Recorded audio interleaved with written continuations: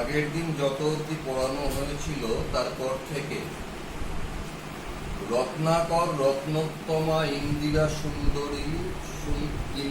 সুন্দরী উত্তরীলা। রত্নাকর বলতে সমুদ্রকে বোঝানো হয়েছে। সমুদ্রের মধ্যে নানা ধরনের রত্ন পাওয়া যায়, তাই সমুদ্র রত্নাকর। রত্নোত্তমা হচ্ছে শ্রেষ্ঠ রত্ন। সমুদ্রের তলায় যত রত্ন পাওয়া যায় বা পাওয়া গিয়েছে তার মধ্যে শ্রেষ্ঠ রত্ন হচ্ছে ইন্দিরা সুন্দরী অর্থাৎ লক্ষ্মী। তাই রত্নাকর, রত্নোত্তমা বলতে সমুদ্রের শ্রেষ্ঠ রত্ন লক্ষ্মীকে বোঝানো হয়েছে। আবার বলছি, রত্নাকর, রত্নোত্তমা বলতে সমুদ্রের শ্রেষ্ঠ রত্ন ইন্দিরা সুন্দরী লক্ষ্মীকে বোঝানো হয়েছে। এই প্রসঙ্গে দুটো কথা বলি। দেবরাজ ইন্দ্রের স্বর্গসভা নিয়ে খুব অহংকার ছিল, এরকম সুন্দর আর কিছু হতে পারে না। তখন দুর্বাসা মুনি ইন্দ্রকে অভিশাপ দিয়েছিলেন, যার কারণে স্বর্গ এত সুন্দর, সে স্বর্গ ছেড়ে যাবে এবং স্বর্গ তার সৌন্দর্য হারাবে। তখন লক্ষ্মী স্বর্গ ছেড়ে সমুদ্রের তলায় আশ্রয় নিয়েছিল। পরবর্তীকালে আমরা জানি সমুদ্র মন্থন করে লক্ষ্মীকে আবার তুলে আনা হয়েছে। তারপরে স্বর্গ তার হারানো সৌন্দর্য ফিরে পেয়েছে। সেই জন্য লক্ষ্মীকে বলা হয় সমুদ্রের শ্রেষ্ঠ রত্ন। তা সেই সমুদ্রের শ্রেষ্ঠ রত্ন ইন্দিরা সুন্দরী অর্থাৎ লক্ষ্মী উত্তর দিলেন, আয় পুত্র মায়াবী মানব সীতাপতি। আয় পুত্র বোঝাই যাচ্ছে লক্ষ্মী এসেছে ধাইমা প্রভাসা রাক্ষসীর ছদ্মবেশে, তাই মেঘনাথকে পুত্র বলছে হায় পুত্র মায়াবী মানব সীতাপতি। সীতাপতি রামচন্দ্র ছলনাময়ী মানুষ, তিনি ছলনা জানেন। সেই কারণে তবসরে মরিয়া বাঁচিল, সেই কারণে তোমার নিক্ষিপ্ত তীরে মরে গিয়ে আবার বেঁচে উঠল। তবসরে, তোমার তীরে মানে তোমার নিক্ষিপ্ত তীরে মরে গিয়ে আবার বাঁচল। যাও তুমি তোরা করি। তাই লক্ষ্মী দেবী প্রভাসা রাক্ষসীর ছদ্মবেশে এসে মেঘনাথকে নির্দেশ দিলেন, যাও তুমি তোরা করি, তুমি শীঘ্র যাও। তোরা শব্দের অর্থ শীঘ্র। রক্ষ কুলমান, রাক্ষস কুলের, রাক্ষস বংশের মান রক্ষা কর। শীঘ্র যাও, রাক্ষস বংশের মান রক্ষা করো। এই কাল সমরে, এই ধ্বংসাত্মক যুদ্ধে, কারণ এই যুদ্ধে লঙ্কার বীরেরা একে একে ধ্বংস হচ্ছে, তাই যুদ্ধটা ধ্বংসাত্মক যুদ্ধ। তাই শীঘ্র যাও। হে বীর চূড়ামণি, রক্ষ চূড়ামণি মানে রাক্ষস বংশের শ্রেষ্ঠ বীর মেঘনাথ, তাই তাকে রক্ষ চূড়ামণি বলা হয়েছে। যে হে রাক্ষস বংশের শ্রেষ্ঠ বীর মেঘনাথ, তুমি শীঘ্র যাও এবং এই ধ্বংসাত্মক যুদ্ধে রাক্ষস বংশের মান সম্মান রক্ষা কর। ছেড়িলা কুসুম দাম রোষে মহাবলী মেঘনাথ। রোষে, রাগে মহাবলী, মহাশক্তিশালী মেঘনাথ শরীরে যত ফুলের মালা অলংকার ছিল সব ছিঁড়ে ফেলে দিল। কুসুম দাম ফুলের মালা, এখানে ফুলের মালা শরীরে অলংকার হিসাবে পরিধান করেছিল মেঘনাথ। তা রেগে গিয়ে সেই সব ফুলের মালা মহাশক্তিশালী মেঘনাথ ছিঁড়ে ফেলে দিল। ফেলাইলা কনক বলয় দূরে, হাতে যে সোনার বালা ছিল ছুঁড়ে দূরে ফেলে দিল। কনক বলয় স্বর্ণ বালা দূরে ফেলে দিল। পদতলে পড়ি শোভিল কুণ্ডল, যথা অশোকের ফুল অশোকের তলে আভাময়। মেঘনাদের কানের অলংকার কুণ্ডল, মেঘনাদের পদতলে পড়ল। পদতলে পড়ি শোভিল কুণ্ডল, মেঘনাদের কানের অলঙ্কার পদতলে পড়ল। যথা অশোকের ফুল অশোকের তলে আভাময়। অশোক গাছ থেকে অশোকের ফুল যখন গাছতলায় পড়ে গাছের চারিদিকটাকে যেমন আলোকিত দীপ্তিময় করে তোলে, তেমনি মেঘনাদের কানের অলঙ্কার পদতলে পড়ায় মেঘনাদের চারিদিক দীপ্তিময় হয়ে উঠল। আবার বলছি, মেঘনাদের কানের অলঙ্কার পড়ল মেঘনাদের পদতলে। অশোক গাছ থেকে যখন অশোকের ফুল গাছতলায় পড়ে তখন গাছতলায় একটা আলোকিত আভা ছড়িয়ে পড়ে, তেমনি মেঘনাদের কানের অলঙ্কার পদতলে পড়ে মেঘনাদের চারিদিককে আলোকিত করল। ধিক মোড়ে কহিলা গম্ভীরে কুমার, হা ধিক মোড়ে। গম্ভীর স্বরে কুমার অর্থাৎ মেঘনাদ নিজেকে ধিক্কার দিলেন। কেন ধিক্কার দিলেন? বৈরী দল বেড়ে স্বর্ণলঙ্কা হেথা আমি বামাদল মাঝে। যেখানে শত্রুরা স্বর্ণলঙ্কাকে বেষ্টন করে ফেলেছে, সেখানে আমি কিনা প্রমোদ উদ্যানে নারী সঙ্গে লীলাবিলাসে মত্ত।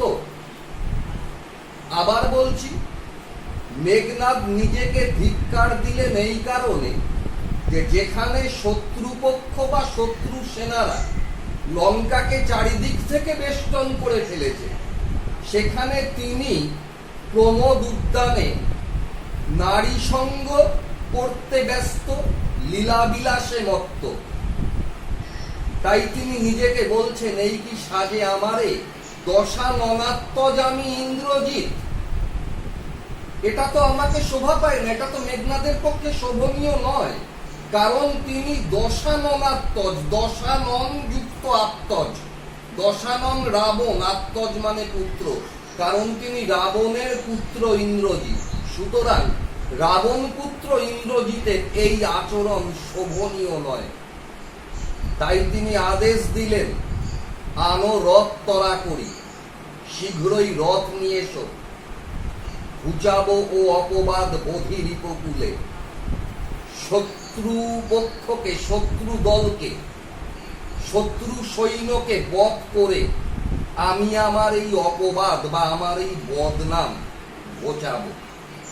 তিনি নির্দেশ দিলেন বা আদেশ দিলেন, তাড়াতাড়ি রথ আনো, শত্রু সৈন্যদের বধ করে আমি আমার এই বদনাম ঘোচাবো। আগের দিন যত অবধি পড়িয়েছিলাম তার শেষটা ছিল এই রকম যে ইন্দ্রজিৎ নিজেকে ধিক্কার দিচ্ছে, কারণ তিনি রাবণের পুত্র। সুতরাং শত্রুরা যখন স্বর্ণলঙ্কা বেষ্টন করে ফেলেছে, সেই সময় তিনি বামাদল মাঝে, বামা শব্দের অর্থ নারী, প্রমীলা এবং তার সখীদের সঙ্গে প্রমোদ কাননে প্রমোদ লীলায় মত্ত। এই আচরণ তার শোভনীয় নয়। এই পর্যন্ত পড়িয়েছিলাম।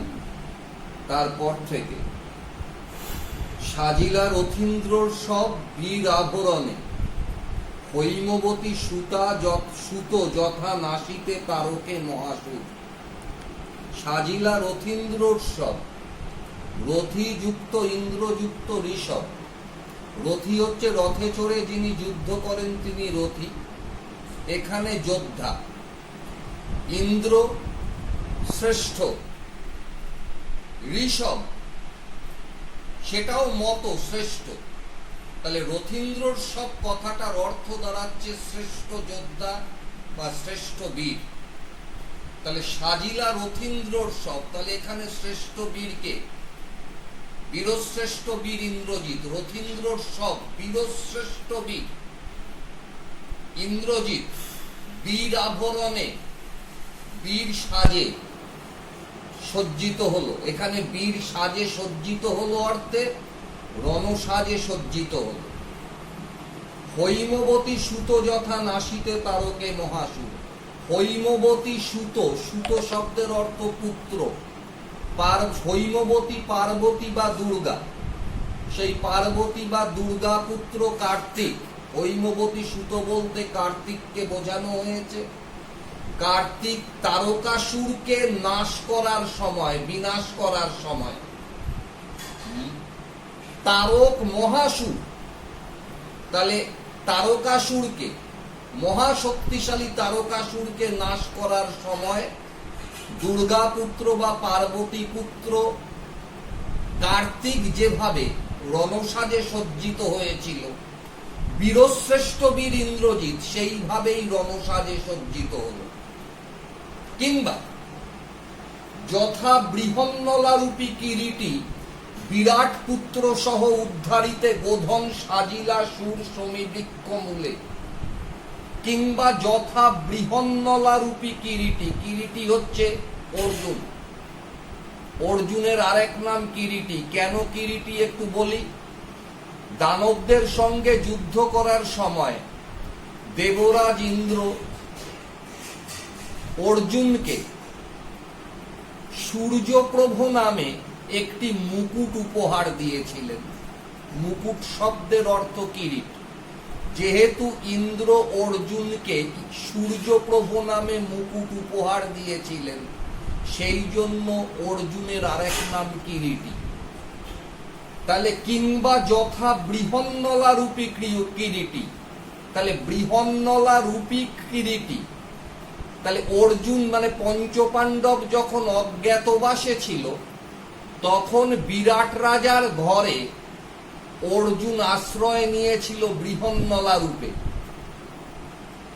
ক্লীবত্ব প্রাপ্ত নপুংসক বৃহন্নলা। তাহলে আবার বলছি, অজ্ঞাতবাস চলাকালীন অর্জুন বিরাট রাজার ঘরে বৃহন্নলা রূপে আশ্রয় নিয়েছিলেন। এইবারে কিংবা যথা বৃহন্নলা রূপী কিরীটি মানে কি, বৃহন্নলা রূপী অর্জুন যেমন বিরাট পুত্র সহ, বিরাট পুত্রকে সঙ্গে নিয়ে, বিরাট রাজার তিন পুত্র শ্বেত, শঙ্খ আর উত্তর, এখানে উত্তরকে বোঝানো হয়েছে। তাহলে বৃহন্নলা রূপী অর্জুন বিরাট পুত্র উত্তরকে সঙ্গে নিয়ে গোধন উদ্ধার করার জন্য, বিরাট রাজার সম্পদ ছিল গোধন, গরু, সেই গোধন উদ্ধারের জন্য অর্জুন সেজেছিল। সুর শব্দের অর্থ বীর, সাজিলা সুর। অর্জুন বীর সাজে সেজেছিল কোথায়? সমীবৃক্ষ মূলে, সমীবৃক্ষের তলায় বা মূলে। সমীবৃক্ষ মানে বাবলা জাতীয় বৃক্ষ, যেখানে অর্জুন তার যাবতীয় অস্ত্র শস্ত্র পোশাক সব লুকিয়ে রেখেছিলেন। তাহলে আবার বলছি, অর্থটা কি দাঁড়াচ্ছে? বীরশ্রেষ্ঠ বীর ইন্দ্রজিৎ, বীর রথীন্দ্রর সব, বীরশ্রেষ্ঠ বীর ইন্দ্রজিৎ বীর আভরণে, বীর সাজে সজ্জিত হলো। পার্বতী পুত্র কার্তিক মহা অসুর তারককে, অর্থাৎ তারকাসুরকে বধ করার সময় যেমন রণসাজে সজ্জিত হয়েছিল, অর্জুন ঠিক সেই মতো রণসাজে, ইন্দ্রজিৎ ঠিক সেই মতো রণসাজে সজ্জিত হলো। কিংবা অর্জুন অজ্ঞাতবাসে থাকাকালীন বিরাট রাজার ঘরে আশ্রয় নিয়েছিল, তখন তার পরিচয় ছিল বৃহন্নলা। তাই বলা হচ্ছে বৃহন্নলা রূপী অর্জুন বিরাট রাজের পুত্র উত্তরকে সঙ্গে নিয়ে বিরাট রাজের গো সম্পদ উদ্ধারের জন্য যখন বাবলাগাছ জাতীয় বৃক্ষের তলায় গিয়ে রণসাজে সজ্জিত হয়েছিল, ইন্দ্রজিৎ যেন সেইভাবেই রণসাজে সজ্জিত হল। মেঘবর্ণ রথ, মেঘের বর্ণের মতো, রথের বর্ণটা মেঘের বর্ণের মতো। চক্র বিজলীর ছটা, রথের চাকা থেকে বিদ্যুতের দীপ্তি বা আভা বিচ্ছুরিত হচ্ছে। ধ্বজ ইন্দ্রচাপ রূপী, ইন্দ্রচাপ, ইন্দ্রের ধনুক ইন্দ্রচাপ, তাহলে ইন্দ্র ধনুর মতো বিচিত্র বর্ণের পতাকা, ধ্বজ শব্দের অর্থ পতাকা, ধ্বজ ইন্দ্র চাপ রূপী, ইন্দ্রের ধনুকের মতো বিচিত্র বর্ণের পতাকা, তুরঙ্গম বেগে, অতি দ্রুত বেগে, ঘোড়ার মতো বেগে, আশু গতি, দ্রুত গতি, ঘোড়ার মতো দ্রুত গতিতে রথ এসে দাঁড়ালো। রথের রং মেঘের রঙের মতো, চাকা থেকে বিদ্যুতের দীপ্তি বা আভা বিচ্ছুরিত হচ্ছে। রথের ওপরে উড়ছে ইন্দ্রধনুর মতো বিচিত্র বর্ণের পতাকা। ঘোড়ার মতো দ্রুত গতিতে রথ এসে উপস্থিত হলো। রথে চড়ে বীর চূড়ামণি বীর দর্পে, বীর চূড়ামণি বীরশ্রেষ্ঠ ইন্দ্রজিৎ বীর দর্পে বীরত্বের অহংকারে রথে চড়লেন। হেনকালে প্রমীলা সুন্দরী ধরি পতিকর যুগ। এমন সময় প্রমীলা সুন্দরী ইন্দ্রজিতের স্ত্রী ছুটে এসে পতি স্বামী কর যুগ, যুগ মানে যুগল দুই, কর মানে হাত। এমন সময় প্রমীলা সুন্দরী ছুটে এসে স্বামীর দুই হাত ধরে বলল, এমন সময় প্রমীলা সুন্দরী ছুটে এসে স্বামীর দুই হাত ধরে বলল, হায় রে যেমতি হেমলতা আলিঙ্গয়ে তরু কুলেশ্বরে। এখানে একটা তুলনা দিয়েছেন কবি। স্বর্ণলতা, হেমলতা, তরুকুলেশ্বর বড় গাছ বৃক্ষ। স্বর্ণলতা যেমন বৃক্ষকে জড়িয়ে থাকে, আলিঙ্গন করে থাকে, ঠিক সেই রকমই প্রমীলা মেঘনাথকে আলিঙ্গন করে এতদিন বেঁচে ছিল। প্রমীলার সহায় হচ্ছে ইন্দ্রজিৎ।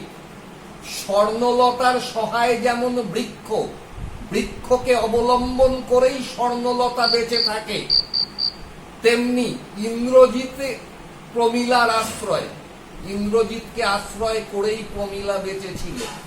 যেহেতু তুলনা করা হয়েছে, মূল বিষয়ভুক্ত নয় বিষয়টি, সেই জন্য দেখবে ফার্স্ট ব্র্যাকেটের মধ্যে তুলনাটা দেওয়া রয়েছে। কহিলা কাদিয়া ধনী, ধনী শব্দের অর্থ মেয়ে। তাহলে প্রমীলা সুন্দরী ইন্দ্রজিতের স্ত্রী ছুটে এসে স্বামীর হাত দুটো ধরে বলল, কাঁদতে কাঁদতে বলল, কোথা প্রাণ শখে রাখিয়ে দাসীরে কহ চলিলা আপনি। হে আমার প্রাণের সখা, এই দাসীকে রেখে তুমি কোথায় চললে। হে আমার প্রাণের সখা, এখানে প্রমীলা নিজেকে দাসী বলছে। সেবিকা সে ইন্দ্রজিতের স্ত্রী, সেবিকা, তাই বলছে এই দাসীকে একলা রেখে তুমি কোথায় চললে। কথাটা বলছে প্রমীলা। কেমনে ধরিব প্রাণ তোমার বিরহে অভাগী। তোমার বিরহে, তোমার বিচ্ছেদে কি করে প্রাণ ধরে রাখবো, জীবনে বেঁচে থাকবো। এ অভাগী, এখানে প্রমীলা নিজেকে অভাগী বলছে, কারণ ইন্দ্রজিৎ প্রমীলাকে ছেড়ে চলে যাচ্ছে। এটা কিন্তু প্রমীলার কাছে একটা দুর্ভাগ্যের নিদর্শন, সেই জন্য প্রমীলা নিজেকে অভাগী বলছে। তাই বলছে, হে আমার প্রাণ সখা, এই দাসীকে রেখে আপনি কোথায় চললেন। তোমার বিচ্ছেদে কিভাবে বেঁচে থাকবে এ অভাগী। মানে বলতে চাইছে ইন্দ্রজিতের বিচ্ছেদে প্রমীলার পক্ষে বেঁচে থাকা সম্ভব নয়। বিরহে মানে বিচ্ছেদে। এই প্রসঙ্গে একটা কথা বলি, প্রমীলা ইন্দ্রজিৎকে বলেছে প্রাণ সখা, কিন্তু এখানে শখে লেখা আছে, কারণ ইন্দ্রজিৎকে সে সখা বলে সম্বোধন করেছে। সম্বোধনের এক বচনে এ বিভক্তি যুক্ত হয়, তাই সখা যুক্ত এ শখে, তাই প্রাণ শখে। হে আমার প্রাণ সখা, আমায় একলা ফেলে তুমি কোথায় চলে যাচ্ছ। তোমার বিচ্ছেদে আমি জীবনে বেঁচে থাকবো কি করে। এবারে যে অংশটুকু পড়াবো তার অর্থটা একটু নিজের মতো করে সাজিয়ে নিতে হবে। হায় নাথ, নাথ মানে প্রভু বা স্বামী। প্রমীলা বলছে তার স্বামীকে, গহন কাননে গভীর অরণ্যে, ব্রততী, ব্রততী শব্দের অর্থ লতা, বাঁধিলে সাধে করি পদ, সাধে মানে ইচ্ছায়, তাহলে গভীর জঙ্গলে লতা স্ব ইচ্ছায়। মাতঙ্গ শব্দের অর্থ হাতি, তাহলে গভীর জঙ্গলে হাতি যখন যায়, লতা যদি স্ব ইচ্ছায় তার পা জড়িয়ে ধরে, কল্পনা করে নিতে হবে হাতি যাচ্ছে, লতা পায়ে জড়িয়ে গেছে, জঙ্গলের মধ্য দিয়ে যাচ্ছে, গভীর জঙ্গল, গভীর অরণ্য। তা হাতি যখন গভীর অরণ্যের মধ্য দিয়ে যায়, তখন লতা যদি স্ব ইচ্ছায় তার পা জড়িয়ে ধরে, মানে হাতির পায়ে যদি লতা জড়িয়ে পড়ে, আর হাতির যদি তখন রঙ্গরসে মন না থাকে, তাহলে হাতি চলে যায়। কিন্তু তা বলে লতাকে কিন্তু ফেলে রেখে যায় না, সে লতাকে রাখে পদাশ্রয়ে, সে লতাকে পায়ে আশ্রয় দেয়, স্থান দেয়। এখানে যূথনাথ শব্দের অর্থ হাতি। তাহলে গভীর জঙ্গলের মধ্য দিয়ে হাতি যখন যায়, লতা যদি স্বইচ্ছায় তার পা জড়িয়ে ধরে, মানে হাতি যাচ্ছে, লতা জড়িয়ে পড়েছে পায়ে। হাতির যদি তখন রঙ্গরসে মন নাও থাকে, হাতি চলে যায়, কিন্তু লতাকে ফেলে রেখে যায়, লতাকে তার পায়ে আশ্রয় দেয়। তাই প্রমীলা বলছে, তবে কেন তুমি গুণনিধি, তুমি তো গুণের আধার, তুমি তো সব জানো, সব গুণ তোমার আছে, তাহলে তুমি এই কিঙ্করীরে কে ত্যাগ করে, কিঙ্করী শব্দের অর্থ দাসী, এখানে প্রমীলা নিজেকে বলছে, তাহলে তুমি আমাকে কেন ত্যাগ করে চলে যাচ্ছ, তুমি কেন আমাকে আশ্রয় দিচ্ছ না? তাই বলছে, তবে কেন তুমি গুণনিধি ত্যাজ কিঙ্করীরে আজি, কেন তুমি এই দাসীকে ত্যাগ করে চলে যাচ্ছ? ওই হাতি তো লতাকে ত্যাগ করে চলে যায় না, লতাকে পায়ে আশ্রয় দেয়, রঙ্গরসে মন না থাকলেও। তাহলে তুমি যেখানে যাচ্ছ আমাকে নিয়ে যাও, আমাকে ফেলে রেখে যাচ্ছ কেন? হাসি উত্তরিলা মেঘনাদ, মেঘনাদ হাসতে হাসতে উত্তর দিল, ইন্দ্রজিতে জিতি তুমি সতী বেঁধেছ যে দৃঢ় বাঁধে, কে পারে খুলিতে সে বাঁধে। হে সতী, তাহলে এখানে প্রমীলাকে সতী বলে সম্বোধন করেছে, সম্বোধন করেছে বলেই বানানটা হস্যই হয়েছে, সম্বোধনে দীর্ঘই হয় না। যে হে সতী, ইন্দ্রজিৎকে জয় করে যে শক্ত বাঁধনে তুমি তাকে বেঁধে ফেলেছ, ইন্দ্রজিৎকে জয় করে যে শক্ত বাঁধনে, দৃঢ় বাঁধে যে শক্ত বাঁধনে বেঁধে ফেলেছ, কে পারে খুলিতে সে বাঁধে, সেই বাঁধনকে খুলতে পারে এমন কে আছে? তুমি যে শক্ত বাঁধনে ইন্দ্রজিৎকে বেঁধেছ, সেই বাঁধন কেউ খুলতে পারে না। তরায় আমি আসিব ফিরিয়া কল্যাণী, হে কল্যাণী, আমি শীঘ্রই ফিরে আসব। তরা শব্দের অর্থ শীঘ্রই। কল্যাণী, যে নারী কল্যাণ কামনা করে সেই কল্যাণী। ইন্দ্রজিৎ জানে স্ত্রী প্রমীলা সব সময় তার কল্যাণ কামনা করে, তাই সে প্রমীলাকে কল্যাণী বলেছে। যে হে কল্যাণী, আমি শীঘ্রই ফিরে আসব, সমরে নাসি তোমার কল্যাণে রাঘবে। তোমার কল্যাণ কামনার জোরেই, তোমার কল্যাণে মানে তোমার কল্যাণ কামনার জোরেই, সমরে মানে যুদ্ধে, নাসি বিনাশ করে, রাঘবকে রামচন্দ্রকে। তোমার কল্যাণ কামনার জোরেই যুদ্ধে রামচন্দ্রকে বিনাশ করে আমি শীঘ্রই ফিরে আসব। বিদায় এবে দেহ বিধুমুখী, বিধুমুখী চন্দ্রমুখী, অমিলার মুখ চন্দ্রের মতো স্নিগ্ধ সুন্দর। তাই বলছে, হে চন্দ্রমুখী, এবে এখন আমাকে বিদায় দাও, হে চন্দ্রমুখী, এখন আমাকে বিদায় দাও।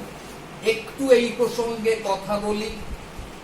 এই যে ইন্দ্রজিৎ প্রমীলার প্রমোদ কাননের বর্ণনা, এই বর্ণনার ক্ষেত্রে আমরা দেখতে পাই ট্যাসোর জেরুজালেম ডেলিভার্ড কাব্যের দ্বারা কবি প্রভাবিত হয়েছে।